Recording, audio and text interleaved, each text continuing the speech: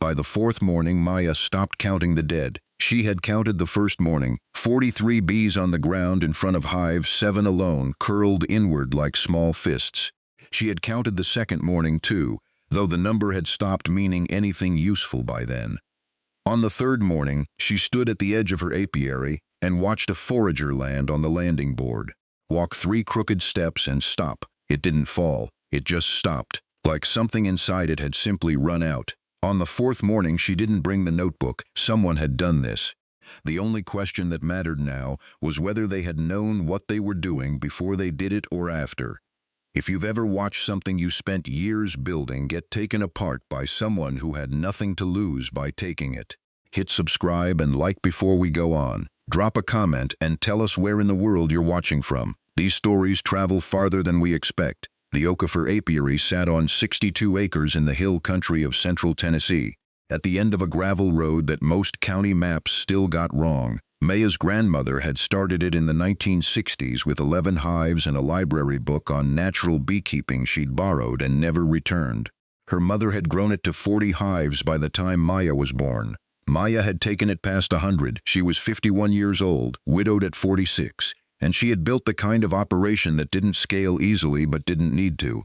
A regional grocery chain had carried Okafor honey for 19 years. 3 restaurants in Nashville listed it by name on their menus. The work was slow, physical, and unconditional. Bees didn't respond to deadlines or good intentions, only to consistency and presence. Maya had given them both. She had also given them 62 acres of forage land buffered by wildflower strips her mother had planted along every fence line.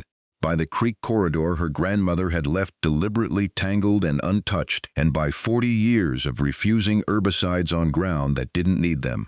That buffer started disappearing the summer Darren Briggs bought the Halcourt property next door. Briggs was not the kind of man who announced himself. He didn't call, he didn't knock. He sent a land management company to survey the boundary first, then a separate contractor to clear the east field, then a soil prep crew for the north quarter. Maya watched the equipment from her fence line over the course of a week and understood, without being told, that the operation next door was about to become something different from what it had been. She was right. By the following spring, 700 acres of Briggs land were planted in modified field corn, serviced by a contract aerial spray program that ran on a 12-day rotation from late April through August. The first time the planes flew, Maya smelled it before she heard them. A sharp synthetic edge underneath the morning air that didn't belong there. She monitored the hives for 6 weeks before she had enough to write down. Foragers returning disoriented. Brood patterns breaking in 3 colonies simultaneously. A queen in hive 14 failing to lay at the center of the comb, not from age, not from disease, but from something disrupting her navigation of her own home. Briggs appeared at her fence line in early June, driving a truck that was clean in the way that suggested it had never been used for actual work. He was pleasant. He used her first name. He talked about the drought, about input costs, about how consolidation was just the direction things were moving in farming country now, as if gravity had made the decision and nobody could be expected to argue with it. These colonies have a tough few years ahead regardless, he said, gesturing toward the hives with a kind of practiced sympathy. If you're looking to wind things down on your own terms, I'd rather see this land stay agricultural. I can give you a number that respects what you've put into it. Maya looked at him for a moment. She had heard variations of this sentence her entire adult life from banks, from county agents, from well-meaning neighbors who thought scale was the only direction a farm could move. I'm not winding anything down, she said. Briggs nodded slowly. The way people do when they've already decided the conversation is over and are simply being polite about it. Well, if that changes, he drove off without waiting for a response. The dust from his tires settled back onto the road the same way dust always does, quietly, completely, as if the disturbance had never happened. Maya stood at the fence line for another few minutes, watching the last of it settle. She had learned something in that conversation that Briggs hadn't intended to teach her. He wasn't in a hurry. Men who aren't in a hurry already believe they've won. What followed wasn't a single disaster. It was the kind of damage that arrives in increments small enough to explain away, until the explanations stop adding up. By midsummer, 31 hives had failed or been abandoned. Maya restocked where she could. driving 4 hours to a supplier in Kentucky who gave her a discount she didn't ask for and a look that said he understood exactly what was happening without needing to be told. She split colonies, nursed struggling queens, moved the most vulnerable hives to the far end of the property, away from the fence line. It bought her time. Not much else by August.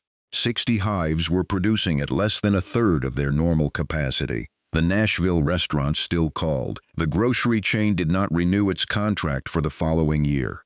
They were polite about it. They used the word inconsistency, which was accurate in the narrowest possible sense, and said nothing at all about why. Maya sold the truck her husband had bought the year before he got sick. She applied for an agricultural stress loan through the county extension office and was approved for an amount that covered 2 months of operations if nothing else broke.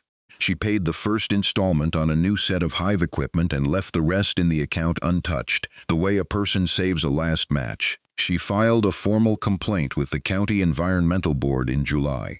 The investigation took 11 weeks. The report, when it arrived, was 4 pages long and concluded that while spray drift from adjacent agricultural operations could not be ruled out as a contributing stressor, the evidence was insufficient to establish it as a primary cause of colony loss. The report recommended she consult with a licensed apiarist about disease management protocols. She read it twice.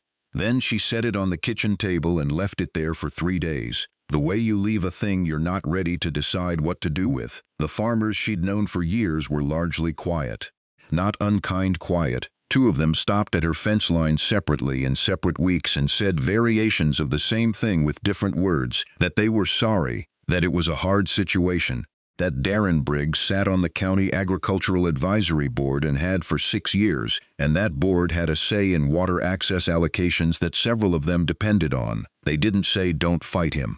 They said it with the pauses instead. Maya didn't blame them. She understood the geometry of it. When a man controls something you need, you calculate the cost of standing next to someone he's already decided to bury. She had just not expected to feel the calculation so clearly from people she'd known for 20 years. Ellie had been spending his summers at the farm since he was 8. He was 13 now, the age where most kids find livestock either boring or intimidating, but Ellie had always moved differently around the hive's slow, deliberate, with the patience of someone who had learned early that bees respond to nervousness before they respond to anything else. He had kept a field notebook since the previous summer, the kind with grid paper and a waterproof cover. His entries weren't narratives, they were maps, tiny grids of the apiary labeled by hive number, with symbols he'd invented himself for different kinds of bee behavior foragers returning off course. Clustering at unusual times, activity at the entrance boards falling below what he'd come to recognize as normal. He had started mapping the die-off pattern in June without telling Maya, not because he was hiding it, but because he didn't yet have anything to say. He was still looking. What he found, over 8 weeks of daily entries, was a direction.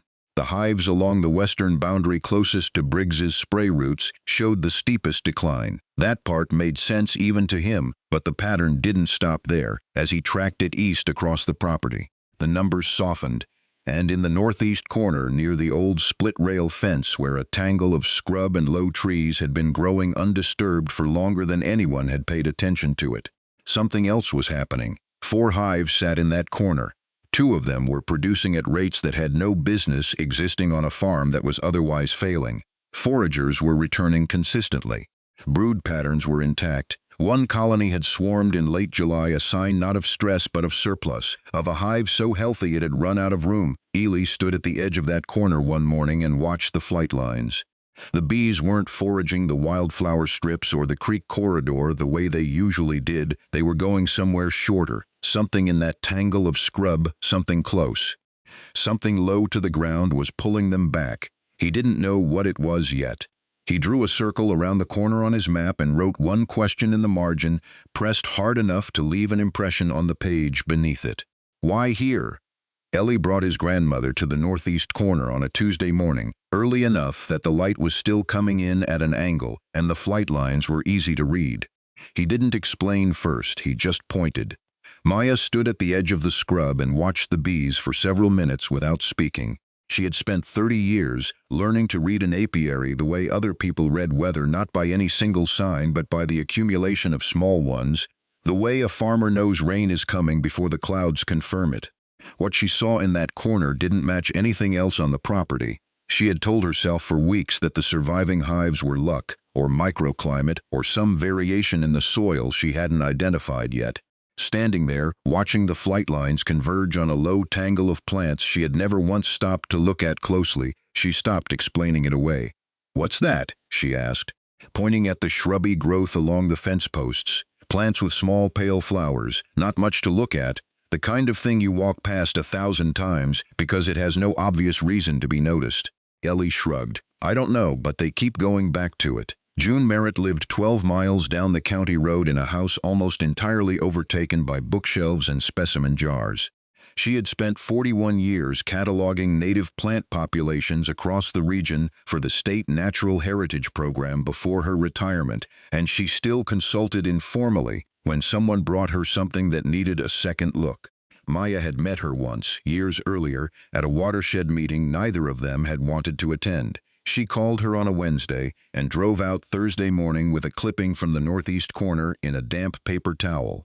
June held it to the window light for a long moment without speaking. Then she set it on the table and went to a shelf. "I haven't seen a healthy stand of this in 8 years, she said, pulling out a binder with a state seal on the cover. "Do you know how much of it you have?" Maya didn't. They drove out the next morning and walked the fence line together. What Maya had written off as undifferentiated scrub turned out to be a dense, continuous growth of a native species that had been on the state's protected plant inventory since 1987, not endangered, but designated as a species of conservation concern, which carried specific land management restrictions. Within a defined buffer zone around any documented population, the use of certain classes of systemic pesticides was prohibited under state agricultural code. The buffer zone included a portion of Briggs's spray area. Not all of it, not even most of it, but enough. That was evidence one. The county kept spray application records under state agricultural transparency statutes. Large-scale operations were required to submit seasonal pesticide logs that became public documents 30 days after filing. Maya requested Briggs's logs for the previous 2 growing seasons through the county extension office. She waited 3 weeks for them to arrive, and when they did, she and June spent an afternoon cross-referencing application coordinates against June's GPS survey of the protected plant population and the buffer zone boundary. 14 applications had occurred within the restricted zone across 2 seasons, not 1 or 2. 14, each one individually deniable as a GPS margin of error, collectively. A pattern that margin of error couldn't explain. That was evidence too. The third piece took longer, and it came from a direction Maya hadn't looked. June, methodical by long habit, ran a record search on prior land use applications for the Briggs parcel going back 2 decades. It was the kind of search that required patience and an understanding of how county archive systems were organized, which is to say, poorly. She found what she was looking for in a box of digitized records that hadn't been properly indexed. 9 years earlier, Darren Briggs had submitted an agricultural expansion permit for the parcel he now owned. The permit had been reviewed and denied. The denial letter was 2 paragraphs long. The second paragraph cited, specifically, the presence of a protected plant population along the shared boundary with the Okafor property and the associated buffer zone restrictions as incompatible with the proposed spray-intensive operation. Briggs had known about the buffer zone before he bought the land. He had known before he planted. He had known before the first plane flew. He had simply made a calculation that Maya wouldn't find out, or that by the time she did, it would no longer matter. That was evidence 3. And it changed the shape of everything that came before it. The fourth piece came to Maya's door. A woman named Carolyn Vess, who had worked in the county extension office for 19 years before taking early retirement the previous spring, appeared on a Thursday evening looking uncomfortable in the specific way of someone who has been carrying something for too long and finally decided to set it down. She had processed the denial letter 9 years earlier. She remembered it because Briggs had called the office 3 times in the week after it was sent, and on the third call had asked, in language that stopped just short of being explicit, whether there was a review process that might produce a different outcome given the economic significance of the operation he was planning. She had told him the decision was final. He had not called again. She had assumed, over the years that followed, that he had gone elsewhere or changed his plans.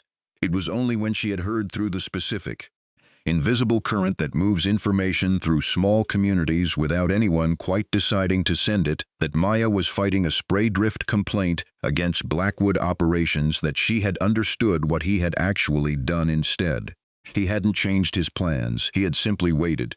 "I should have said something sooner," Carolyn said, standing at the door. Maya looked at her for a moment. "You're saying something now."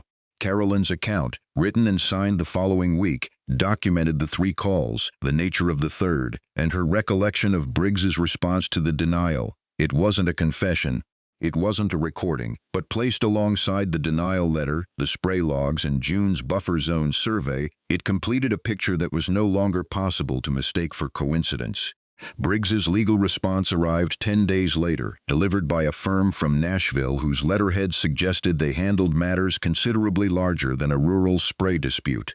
The argument had 3 layers. First, that the plant population had not been formally resurveyed in over a decade and its protected status was therefore procedurally lapsed. Second, that GPS variance in spray application made precise boundary compliance impossible to guarantee and therefore impossible to penalize. Third, that the permit denial 9 years earlier was a routine bureaucratic matter with no bearing on current operations under current code. Each argument was technically constructed. None of them was frivolous. Around the same time, a post appeared on a regional farming forum suggesting that certain beekeeping operations in the county had been cited for transporting hives without current apiary registration paperwork, a claim that was false. That Maya could prove was false, and that nonetheless required 2 phone calls and a week of low-grade anxiety to formally put to rest. The post had no name attached to it. Briggs made one more offer. He called directly this time, not through a lawyer. He was as pleasant as he had always been. The number was lower than the first one. He described it as reflecting current market conditions. Maya hung up before he finished the sentence. That night she sat at the kitchen table with the 4 pieces of evidence laid out in front of her. And for the first time since June, she felt something that wasn't exhaustion or dread. It was something quieter and more dangerous than either. It was the specific clarity of a person who knows exactly what happened and now just has to prove it to the right room of people. The State Agricultural Board hearing was held on a Thursday morning in a conference room that smelled like old carpet and recycled air. Briggs arrived with 2 lawyers and the particular posture of someone who had sat in rooms like this before and found them manageable. He acknowledged Maya with a nod across the table. The nod said nothing except that he considered this a formality. Maya had brought 3 things: a folder organized by Ellie the night before, tabbed and labeled in his careful handwriting.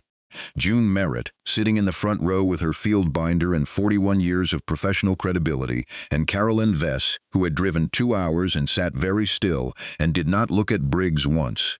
Briggs's lawyers opened with the lapsed survey argument. June Merritt walked to the front and presented a completed resurvey conducted 6 weeks earlier, which she had submitted to the State Heritage Program and received formal written of protected status before the hearing date. The argument collapsed in under 4 minutes. They moved to GPS variance. Maya's folder contained an independent analysis commissioned through the State University Extension Program, cross-referencing Briggs's own submitted coordinates with the buffer zone boundary. The variance argument required the error to run consistently in one direction across 14 separate applications. The analysis noted, with the specific dryness of academic language, that this was statistically improbable. That argument took 7 minutes. Briggs's lead attorney had started making notes on a legal pad in a way that looked less like strategy and more like something to do with his hands. Then Maya read the denial letter aloud, not summarized. Read every word of the second paragraph, including the specific citation of the protected plant population along the shared boundary with the Okafor property, and the date at the top of the page, which was 9 years and 4 months before the first spray plane flew over her apiary. The room went quiet in the way rooms do when the nature of a thing changes. Briggs said it was routine due diligence. He said the denial had been appealed internally and resolved. He said any suggestion that prior knowledge implied intent was a mischaracterization of how agricultural permitting worked. He said all of this too quickly. His attorney put a hand on his arm, briefly, and Briggs stopped talking, but the board had already heard the velocity of it. A man confident in his innocence doesn't need to explain how innocent he is before anyone has finished asking. Carolyn Vess read her statement herself in a level voice without looking up. The ruling came 18 days later. The buffer zone was formally reconfirmed and its boundaries entered into the county agricultural compliance record. Briggs's operation was ordered to submit a remediation plan within 60 days addressing the 14 identified violations with mandatory third-party monitoring for 2 full growing seasons. A civil penalty was assessed modest relative to the scale of his operation but public, which in a county that size carries its own weight. Maya was granted certification as a conservation apiary under the state's Heritage Land Stewardship Program. The designation came with a modest annual stipend and, more practically, a classification that made her eligible for a premium honey labeling tier that 3 regional distributors had told her. Separately, they had been looking for a local supplier to fill. It wasn't restoration. 62 hives were still gone. 2 years of income didn't come back with a ruling, but the farm had water in it again. In the way that matters, a direction to move in, a legal foundation under her feet, the ability to plan past the next 30 days. The following summer, Briggs's corn yield in the northeast quarter came in low. Modified field corn at that scale requires pollination at volumes that a spray-intensive operation, absent a healthy local bee population, struggles to guarantee. He sent a message through an intermediary asking whether Maya would consider a pollination services contract for the coming season. She quoted him the standard regional rate, not $1 more, not $1 less. She sent the contract by email and did not follow up. He signed it within the week. Ellie framed the first map he had drawn, the one with the circle in the northeast corner and the question pressed into the margin, and hung it on the wall of the equipment shed. Between a photograph of Maya's grandmother and a hand-lettered list of hive inspection dates going back 20 years, Maya saw it there one evening and didn't say anything about it. Some things don't need commentary, they just need to stay visible. On a cool morning the following spring, they walked the fence line together the long way around, past the hives and down to the northeast corner where the pale flowers were coming back in and the flight lines were already busy with the day's first foragers. Ellie crouched down the way he always did, watching the bees work the low growth along the fence posts, the same plants that had held on through everything. "How did you know we'd find something?" he asked. Maya watched a forager disappear into the scrub and come back out seconds later, loaded. "I didn't," she said, "but I knew the bees did." The morning light moved across the fence line. The hives worked steadily behind them, unhurried and certain, the way living things work when the ground beneath them is finally safe.